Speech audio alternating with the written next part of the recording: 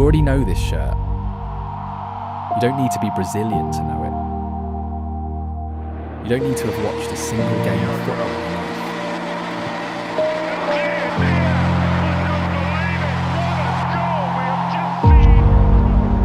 There is no shirt in world football that carries more history, more hope, more pressure. 5 World Cup titles, more than any country on earth. And yet, in 2026, that 5th star is already 24 years old.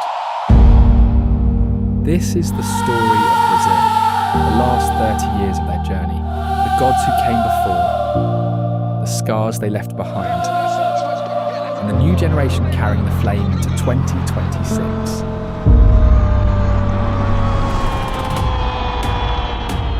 We all know about Pelé, Zico, and countless Brazilian icons. But today, let's start with a name. Romario. Small. Stocky. Barely moving while everyone else sprints. He had this incredible stillness about him. Like a chess grandmaster at a poker table. And then out of nowhere, the ball is in the net. And he's already walking away before the goalkeeper has even turned around. Romario and Bebeto together were one of those strike partnerships that felt cosmically arranged. 5 goals, 4 assists between them. They didn't just win matches, they dissolved them. And when the final against Italy ended 0-0 after 120 tense, grinding minutes, and Roberto Baggio stepped up and blazed the decisive penalty over the bar.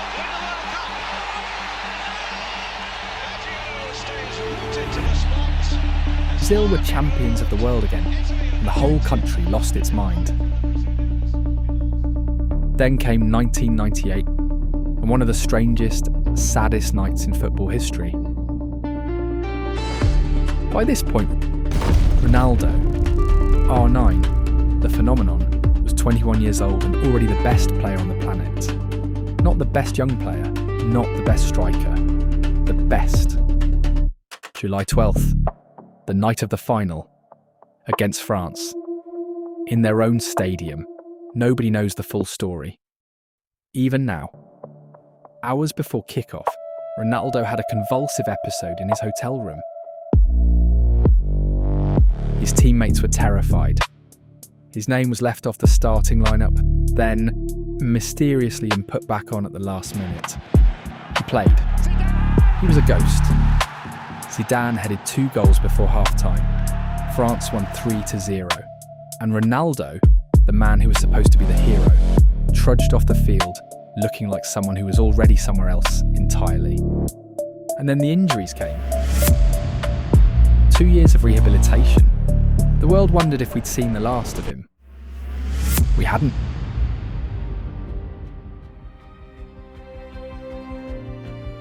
(2002). Japan, Korea, and one of the greatest stories world football has ever told.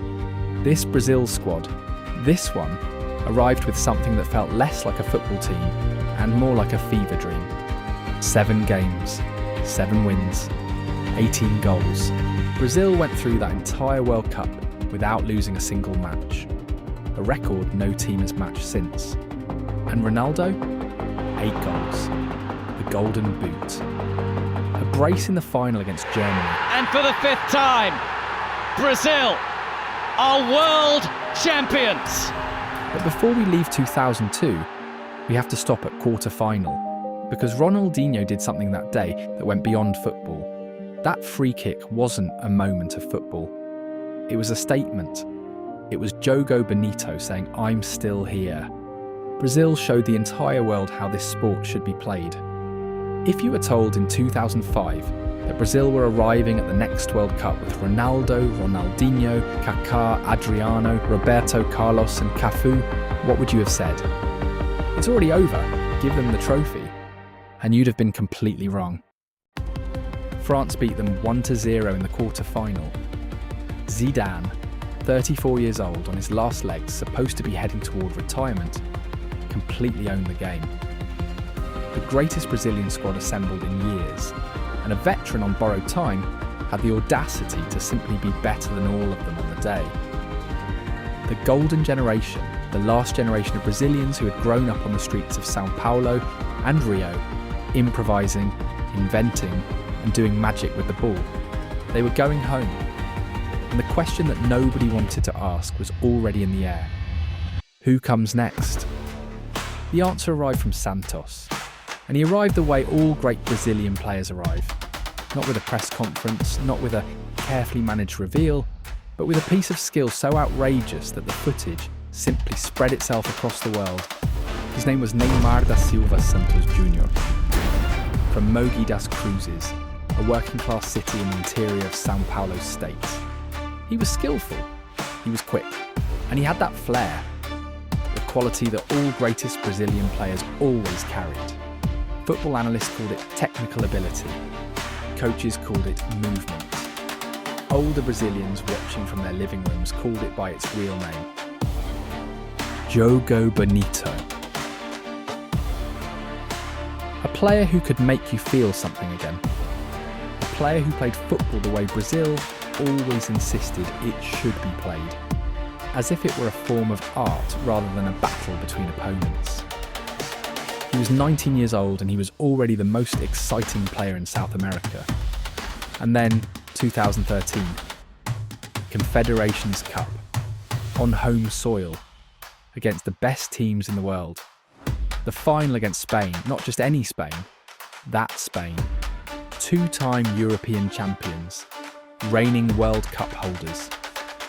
4 goals across the tournament, player of the tournament. And in the final, a Brazil performance so dominant, so Brazilian, that the final score, 3-0, felt almost understated. In that moment, that specific moment, it felt like the identity crisis was over, like the torch had landed in exactly the right hands. Brazil had found their last football artist, and in 12 months, the World Cup was coming home. The whole world was waiting to watch him become king.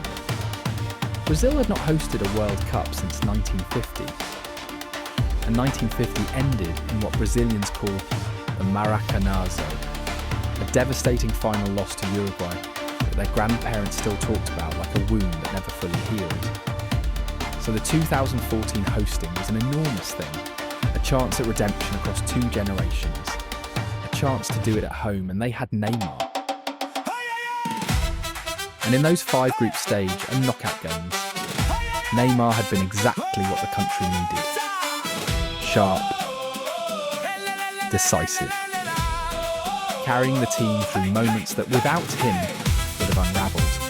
4 goals, 2 assists, the tournament's beating heart, then Colombia. A knee in the back on an innocuous challenge. Neymar stays down, and stays down, and the camera closes in on his face. And what you see there isn't just pain, it's something closer to disbelief. Fractured vertebra, tournament over, the heart of the team, gone. And 4 days later, Brazil walked out to face Germany without him, without suspended captain Thiago Silva, their 2 most important players, in front of a full home crowd that needed desperately a miracle. What they got instead was the most shocking 29 minutes in World Cup history. They call it the Mini Razo. And it wasn't just a football result, it was a national moment. People in Brazil, people who don't even follow football, remember where they were when that scoreline became real. The country went into a state of collective shock that was genuinely difficult to explain to someone who wasn't there for it. It sounds like an overreaction. It wasn't. Germany did it with efficiency. Cold. Merciless. Each goal came like a dagger, not into a football team, into a nation's pride. I remember watching this match. Maybe you do too. On the sofa with your dad, in a bar, somewhere with a screen too small for the moment it was carrying. Every child who grew up Brazilian carries this match. Not as a memory of a game, but as a scar to their heart. The kings of world football, dethroned, on their own soil. The shame didn't leave when the tournament ended. It followed them. The World Cups kept coming, and each one told the same story differently. Russia. Belgium in the quarter-finals. Neymar played. He tried. The team didn't have enough. Exit. Then Qatar 2022, and the most painful chapter yet. He arrived at 30 years old with everything on the line. The weight of 2014 still there. The knowledge that this was probably his best remaining chance at the only thing that had ever eluded him. And then, in the group stage, his ankle went. He watched from the treatment room for days. When he came back for the knockouts, you could see what it meant to him. Every touch, every run. This wasn't just a tournament anymore. It was a conversation with history, and he knew it might be his last chance to say something that mattered. Quarter-final, Croatia, extra time. Brazil needed a goal. Neymar got it. For about 3 minutes, it felt like the story was going to have the ending it deserved, and then Brazil conceded. And then it went to penalties. He was saved for the 5th penalty that never came. He has given it all. That's still not enough. After Qatar, something changed. Not in his head, not in his heart, in his body. Neymar moved to the other side of his career without asking for it. He is still Brazil's all-time top scorer. On talent alone, the most gifted Brazilian of his generation, still the last true heir of the jogo bonito. But now, every conversation about him starts in the same place. Is he fit? Can he still do it? He's talked openly about what comes next. He knows retirement is close enough to see now. He knows more than anyone that there won't be another cycle after this one, and he still wants it. He knows 2026 might be his last World Cup. Whether or not Neymar gets his final dance, the truth is, Brazil will never be the same anymore. Because the day he walks off the pitch for the last time, a piece of our childhood dies with him. That pure rhythm of samba is gone forever. Brazil is still producing stars. A lot of them. But they carry the scar of the Mineirazo. Deep down, they know the old ways don't work anymore. They had to adapt to survive the relentless pressure. The suffocating systems. There is no next Neymar, but there is Vinicius. He carries the spark, the devastating dribble that leaves defenders on the ground, but he is no echo of the old tapes. He does not dance to entertain, he strikes to destroy. And there is Rafinha, a relentless hunter, a winger who devours the pitch, demanding sweat from everyone in his shadow. And the veterans, Casemiro, Marquinhos, the final fading heartbeat of a generation that has bled through it all. They've been through the bitterness of 2018 and 2022. They're no longer the poster boys. They are here to remind the youngster about the weight of this shirt. And then the next generation's waiting for their turn to shine. Estevão and Endrick. What they share is the fragile ghost of that Brazilian magic. They do not own the shirt yet, but the shirt has already started remembering them. When that yellow appears, you still feel something in your chest. Every flash of brilliance makes you miss the old days all over again. But hey, maybe it's time to move on. Let the beautiful game rest in peace. They may not dance to entertain us like they used to, but we all hope that they will still dance. For everything that's gone, with everything that's left, and for one more star waiting to be put on their shirts.